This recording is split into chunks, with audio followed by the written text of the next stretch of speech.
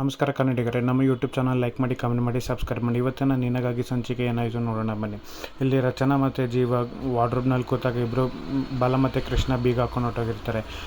ರಚನಾ ಮತ್ತು ಜೀವ ಶರ್ಟ್ ತೆಗಿಯೋಕೆ ಹೋಗಿ ರಚನಾ ತಪ್ಪು ತಿಳ್ಕೊತಾಳೆ.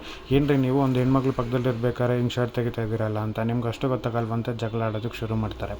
ಇಲ್ಲಿ ಬಾಲ ಮತ್ತು ಕೃಷ್ಣ ಇಬ್ಬರು ನಾವು ಮಾಡಿದ ಪ್ಲ್ಯಾನ್ ಸಕ್ಸಸ್ ಆಯಿತು ಬಾಲಮಾಮ, ಅವರಿಬ್ಬರು ಇವಾಗ ಏನು ಮಾಡ್ತಿರ್ತಾರೆ ಅಂತ ಕೇಳ್ಕೊಂಬರೋಣ ಬಾ ಅಂತ ಹೇಳಿ ಇಬ್ಬರು ಒಳಗೆ ಬರ್ತಾರೆ. ಅಲ್ಲಿ ಬಂದಾಗ ಇಬ್ಬರು ಕೃಷ್ಣ ಬೇಬಿ ಎಲ್ಲಿದ್ಯಾ ನೀನು, ಕಾಣಿಸ್ತಾ ಇಲ್ಲ, ನೀನು ಎಲ್ಲಿದ್ಯಾ ಅಂತ ಕೇಳ್ತಾಳೆ. ಅದಕ್ಕೆ ರಚನಾ ಮತ್ತು ಜೀವ ಇಬ್ಬರು ಬೇಬಿ ಬಾಲ ನಾವು ಇಲ್ಲಿದ್ದೀವಿ ಅಂತ ಕೇಳಿದ್ರು ಅವ್ರಿಗೆ ಕೇಳಿಸ್ದೆ ಹೋದಂಗೆ ನಾಟಕ ಆಡ್ತಾಯಿರ್ತಾರೆ. ನೀನು ಬೇಬಿ ಎಲ್ಲಿದ್ಯಾ ಅಂತ ಗೊತ್ತಿಲ್ಲ, ಎಲ್ಲ ಆಚೆ ಇದೆಯಾ ಅಂತ ಇರು, ನಾನು ಹುಡ್ಕೊಂಬರ್ತೀನಿ ಅಂತ ಹೇಳಿ ಅವರಿಬ್ಬರು ರೂಮ್ ಹತ್ರ ಬರ್ತಾರೆ. ರೂಮ್ ಒಳಗೆ ಬಂದು ಕೂತ್ಕೊಂಡು ಬೇಬಿ ಅಮ್ಮ ಎಲ್ಲಿದ್ದೀರಾ ಅಂತ ಕೇಳ್ತಾಳೆ ಕೃಷ್ಣ. ಅದಕ್ಕೆ ಅವಾಗ ಇವರಿಬ್ಬರು ಜಗಳಾಡ್ತಿರೋದನ್ನು ಕೇಳಿ ಇಬ್ಬರು ಖುಷಿ ಪಡ್ತಾ ಇರ್ತಾರೆ. ಅಲ್ಲಿ ಬಾಲ ಏನು ಮಾಡ್ತಾನೆ, ಜೀವ ಎಲ್ಲಿದೆಯೋ, ನೀನು ಕಾಣಿಸ್ತಾ ಇಲ್ಲ, ಎಲ್ಲಿದೆಯೋ ಅಂತ ಕೇಳ್ತಾನೆ. ಅಲ್ಲೇ ಬಾಲ ನಾನು ಇಲ್ಲೇ ಇದ್ದೀನಿ, ತೆಗಿಯೋ ಬಾಗಿಲು ತೆಗಿಯೋ ಅಂತ ಹೇಳ್ತಾನೆ. ಅದೇ ಅವರಿಬ್ಬರು ಹೇಳ್ತಾರೋ ಮಾತನ್ನ ಕೇಳಿಸ್ತಾ ಇಲ್ಲ ಅನ್ನೋ ಥರ ನಾಟಕ ಆಡ್ತಾ ಇರ್ತಾರೆ. ಅದೇ ರಚನೆ ಏನು ಮಾಡ್ತಾಳೆ, ಗಂಟ್ಲು ಕಿತ್ತೋಗೋಂಗೆ ಬಾಲ ಜೀವ ಅಂತ ಕಿರ್ಸ್ತಾಳೆ. ಅದಕ್ಕೆ ಜೀವ ಏನ್ರಿ ನೀವು ಹಿಂಗೆ ಕಿರ್ಸ್ತಾ ಇದ್ದೀರಾ, ಸ್ವಲ್ಪ ಮೆತ್ತಕ್ಕಿರ್ತೀನಿ, ನಂಗೆ ಕಿವಿ ಹೋಗ್ತಾ ಇದೆ ಅಂತ ಜೀವ ಹೇಳ್ತಾನೆ. ಇಲ್ಲಿ ವಜ್ರೇಶ್ವರಿ ನಿಹಾರಿಕಂಗೆ ಜಾಮೂನ ಬಾಯಿಗೆ ತುರುಕಿ ಅವಳಿಗೆ ಹಿಂಸೆ ಕೊಡ್ತಾ ಇರ್ತಾಳೆ. ಅದನ್ನು ಮನೆಯವ್ರು ನೋಡಿ ಭಯಪಡ್ತಾರೆ, ಅಕ್ಕ ಯಾಕಿಂಗ್ ಮಾಡ್ತಾ ಇದ್ದಾರೆ ಅಂತ. ಕೈ ತೆಗೆದು ನೀನು ನನ್ನ ಹತ್ರ ಆಟ ಆಡೋಕ್ಕೆ ಬಂದರೆ ಸರಿ ಇರಲ್ಲ, ಎಷ್ಟಿದೆಯೋ ಅಷ್ಟು ಮಾತ್ರ. ಇವಾಗ ನಾನು ಜಾಮೂನ್ ಹಾಕಿದ್ದೀನಿ ಬಾಯಿಗೆ, ಮುಂದೆ ಹಿಂಗೆ ಮಾಡಿ ಬಾಯಿಗೆ ಮಣ್ಣು ಹಾಕ್ಕೊಳ್ಳೋಂಗೆ ಮಾಡಬೇಡ, ಹುಷಾರಾಗಿರು ಅಂತ ಹೇಳಿ ವಜ್ರೇಶ್ವರಿಯಿಂದ ಹೊಡ್ತಾಳೆ. ಅಕ್ಕನ ತಿಂಡಿ ಹೋದಂಗೆ ಮಾಡಿದ್ಯಲ್ಲ ನಿಹಾರಿಕ, ನಿಂಗೆ ತಲೆಯಲ್ಲಿ ಬುದ್ಧಿ ಬೇಡವಾ ಅಂತ ಹೇಳ್ತಾಳೆ. ಆಮೇಲೆ ರಚನಾ ಚಿಕ್ಕಮ್ಮ ಯೋಚನೆ ಮಾಡೋಕ್ಕೆ ಶುರು ಮಾಡ್ತಾಳೆ, ನನ್ನ ಗಂಡನ ಎಲ್ಲ ಹೋಗಿದ್ದಾರೆ ಅಂದರೆ ಈ ಜೀವನ ಬಗ್ಗೆ ತಿಳ್ಕೊಳ್ಳೋಕ್ಕೆ ಕಳಿಸಿರ್ತಾರೆ ಅಕ್ಕ ಅಂತ ಯೋಚನೆ ಮಾಡ್ತಾ ನಿಂತಿರ್ತಾಳೆ. ಇಲ್ಲಿ ರಚನಾ ಮತ್ತು ಜೀವ ಇಬ್ರಿಗೆ ಜಗಳ ಕಮ್ಮಿ ಮಾಡಿ ರಚನೆಗೆ ಶೆಕೆ ಆಗ್ತದೆ ಅಂತ ಜೀವ ಒಂದು ಶರ್ಟ್ನ ತೊಗೊಂಡು ಅವಳಿಗೆ ಗಾಳಿ ಬೀಸೋದಕ್ಕೆ ಸ್ಟಾರ್ಟ್ ಮಾಡ್ತಾನೆ. ಅದಕ್ಕೆ ರಚನಾ ಸಾಕು ಕಂಡ್ರೆ ನಾನು ಬೀಸಿಂಗ್ ಕೊಡಿ ಅಂತ ತೊಗೊಂಡು ಜೀವಂಗೆ ಬೀಸಕ್ಕೆ ಹೋಗ್ತಾಳೆ. ಜೀವ ಬೇಡ ಅಂತಾಳೆ, ನೀವು ನನಗೆ ಬೀಸಿಲ್ವ, ಹಂಗೆ ನಾನು ನಿಮಗೆ ಬೀಸ್ತೀನಿ ಅಂತ ಹೇಳಿ ಬೀಸ್ತಾಳೆ. ಹಾಗೆ ಅವರಿಬ್ಬರು ಸುಸ್ತಾಗಿರುತ್ತೆ ಅಂತ ಆ ಕಡೆ ಈ ಕಡೆ ಬೆನ್ನಾಗ ಹೊರ್ಕೊಂಡು ಕೂತ್ಕೋತಾರೆ.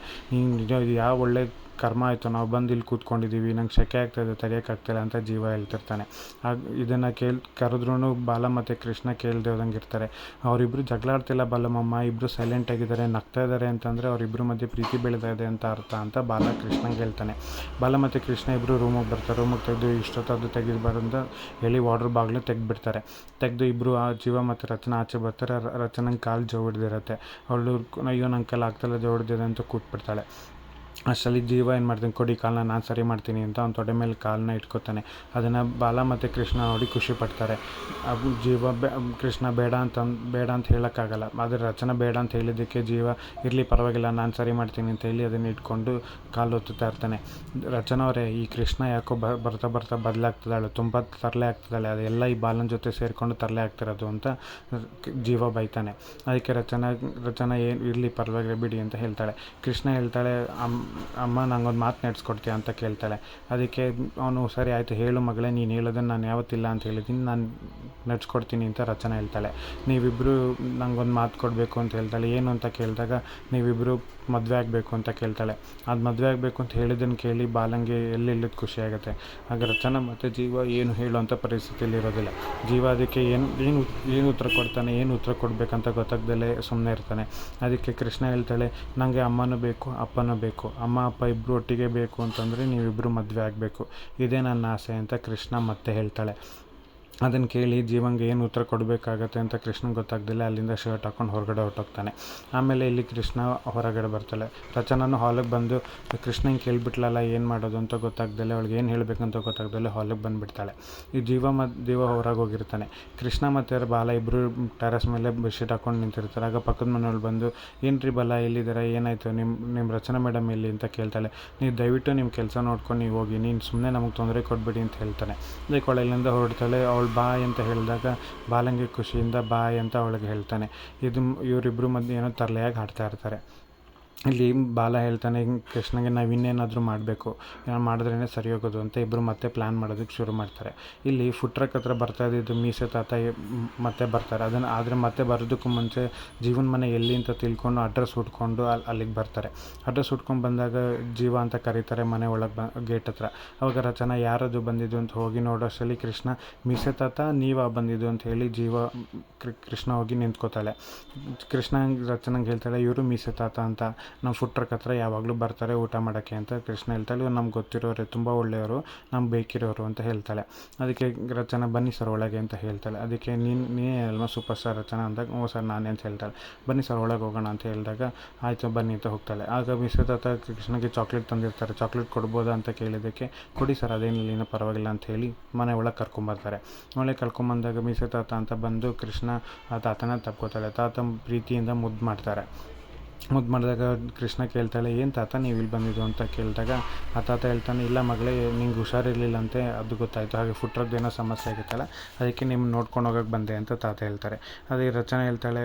ರಚನೆ ಹೇಳ್ಬೇಕಾದ್ರೆ ಕೃಷ್ಣ ಕೇಳ್ತಾಳೆ. ಹೇಳಿದಾಗ ಅವಳಿಗೆ ಮನ್ಸಂಗೆ ಬೇಜಾರಾಗೋಂಗೆ ರಚನೆ ಏನೋ ಹೇಳ್ಬಿಡ್ತಾಳೆ. ಕೃಷ್ಣ ಬೇಜಾರು ಮಾಡ್ಕೊಂಡು ಒಳಗೆ ಹೊಟ್ಟೋಗ್ತಾಳೆ. ಆಗ ತಾತ ಹೇಳ್ತಾರೆ, ಹಂಗೆಲ್ಲ ಮಕ್ಕಳು ಮುಂದೆ ಮಕ್ಕಳು ಕೊಡ್ದಂಗೆ ಹೇಳ್ಬಾರ್ದಮ್ಮ, ಯಾಕಂದರೆ ಮಕ್ಕಳು ಮನಸ್ಸು ತುಂಬ ಸೂಕ್ಷ್ಮ ಆಗಿರುತ್ತೆ, ಅವರು ತುಂಬ ಮನಸ್ಸು ಸೂಕ್ಷ್ಮ ಆದಾಗ ಹಂಗೆ ಹೇಳಿದ್ರೆ ಅವ್ರಿಗೆ ಬೇಜಾರಾಗತ್ತೆ ಅಂತ ರಚನೆಗೆ ಹೇಳ್ತಾರೆ. ಆಗ ಇವು ಕೇಳ್ತಾರೆ, ನಂಗೆ ಏನು ಮಾಡಬೇಕು ಏನು ಹೇಳಬೇಕಂತಲೇ ಗೊತ್ತಾಗ್ತಿಲ್ಲ ಅಂತ ಹೇಳಿದಾಗ ನಿನಗೆ ನಾನೊಬ್ಬ ಮನೇಲಿ ಸದಸ್ಯ ಅಂದ್ಕೊಂಡು ನನ್ನ ಹತ್ರ ಹೇಳ್ಕೊಳಮ್ಮ ಅಂತ ಹೇಳ್ತಾರೆ. ಆಗ ಕೃಷ್ಣ ಏನು ಮಾಡ್ತಾಳೆ, ಮಿಸ್ಸಸ್ ತಾತ ನಮ್ಮ ಫ್ಯಾಮಿಲಿ ನೋಡು, ನಮ್ಮ ಫ್ಯಾಮಿಲಿ ಡ್ರಾಯಿಂಗ್ ಬರೆದಿದ್ದೀನಿ ಅಂತ ಹೇಳಿದಾಗ ನಿಮ್ಮ ಫ್ಯಾಮಿಲಿ ಇಷ್ಟೇ ಎಲ್ಲ ಪುಟ್ಟ ಇನ್ನೂ ದೊಡ್ಡದಾಗಿದೆ ಅಂತ ಹೇಳ್ತಾನೆ. ತಾತಂಗೆ ಏನೋ ವಿಷಯ ಗೊತ್ತಿರೋದಕ್ಕೆ ಆ ಮಾತು ಹೇಳಿದ್ದು ಅನ್ನೋದು ಇಲ್ಲಿ ಸ್ಪಷ್ಟವಾಗಿ ಗೊತ್ತಾಗುತ್ತೆ. ಅದರ ಏನು ವಿಷಯ ಅನ್ನೋದು ಮುಂದೆ ಏನಂತ ಕಾದು ನೋಡಬೇಕಾಗಿದೆ. ಇಲ್ಲಿಬ್ಬರು ಮಾತಾಡ್ತಾ ಇರ್ತಾರೆ. ಇಲ್ಲಿ ಜೀವ ಏನು ಮಾಡ್ತಾನೆ, ಮಾಧುರಿನ ನೋಡೋಕ್ಕೆ ಮಾಧುರಿದ ಸಮಾಧಿ ಹತ್ರ ಬರ್ತಾನೆ.